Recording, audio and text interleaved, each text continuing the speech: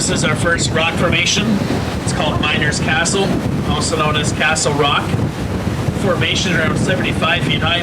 And you can see the Park Service has erected a couple observation platforms. They've also built a pretty nice park up there with barbecue pits, picnic tables, and facilities building. And this is the only rock formation to be able to drive to. To get out here, you take H58 east out of Munising. Follow the road sign, should take about 20 minutes. While we're passing through here, just this past spring, and we witnessed a wedding being performed on top of Miner's Castle. All the passengers oohed and on. That was a beautiful place to have a wedding. The only thought running through my mind, though, is that's a marriage I know of that started off on the rocks. Trust me, my jokes only get worse. Oh, this small trickle of a waterfall is all that's left of Bridaldale Falls. It's actually rare to see it running at all. It usually runs in the very early springtime after the snow melts or after heavy rain. The reason for that is because beavers in a dam in the creek that feeds the falls, and it tends to dry up in summertime. And these next three large coves called painted coves. Now remember your colors. The reds, browns, and oranges are from iron. Blues and greens are from copper.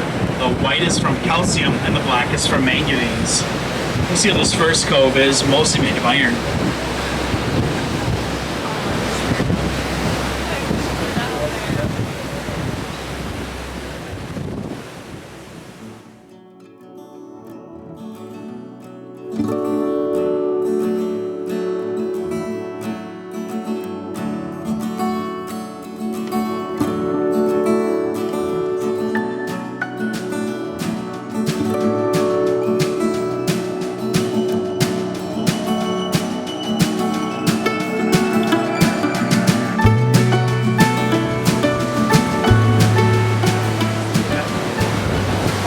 This large rock pile in the water is our most recent cave-in. Happened this past April. It's one of the largest cave-ins we've had in the past 25 years. On the pictured rocks, you usually see one major cave-in every year. It usually occurs in the springtime. And most of it are caused by the frost action. What happens when water gets in the cracks and crevices and freezes, it'll expand and act like a wedge, and it'll pop off the softer layer of rock.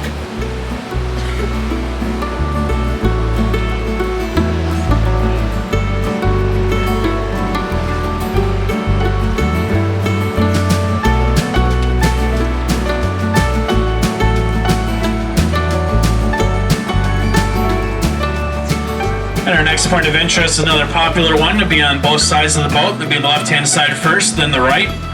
It's the point of right in front of the boat on the 11 o'clock position. It's a profile of a face, and you can kind of see why the Native Americans who once canoed through here were quite frightened of his presence.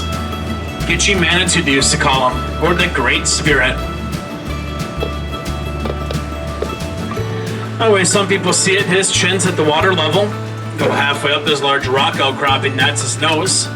His forehead slants back into the trees, and the trees has the headdress.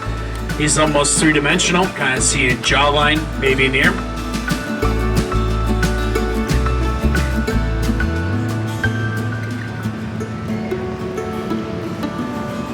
It looks a lot like the Stanley Cup. I'm surprised I remember what the Stanley Cup looks like. And this next formation is called the drums. Somewhat resemble bear's legs. There's noise to go along with these drums. They would wave 20 feet high because crashing into it. Some people say it sounds a lot like thunder.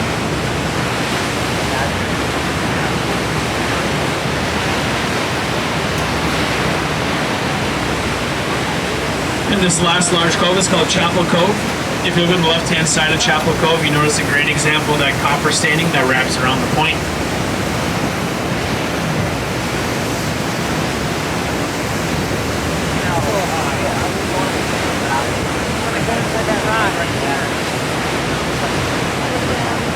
And this is the last of our sandy beaches. It's called Chapel Beach. It's another favorite overnight camping spot for those backpackers on the Lakeshore Trail. And when they get out this far, they feel like they're millions of miles away from everyone. And on those hot, sticky summer days, they'll start taking off all their clothes and run up and down this beach naked. It's disgusting. And about that time, around the corner of the boat full of people and surprise everyone.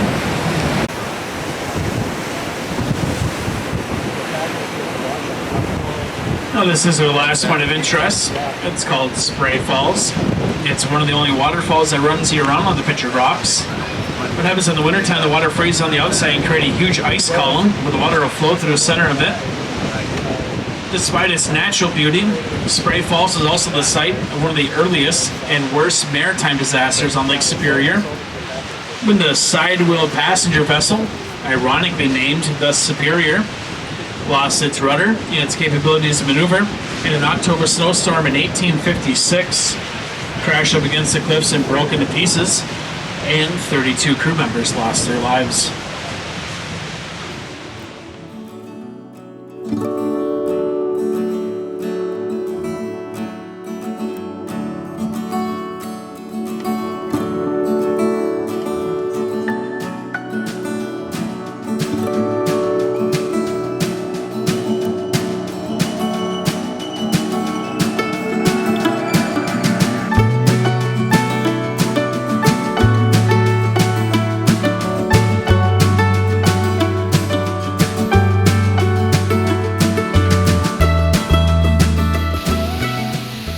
We have 3 viewing spots.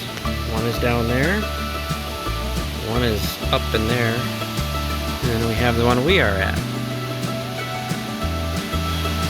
Isn't that cool? Zoom in on that.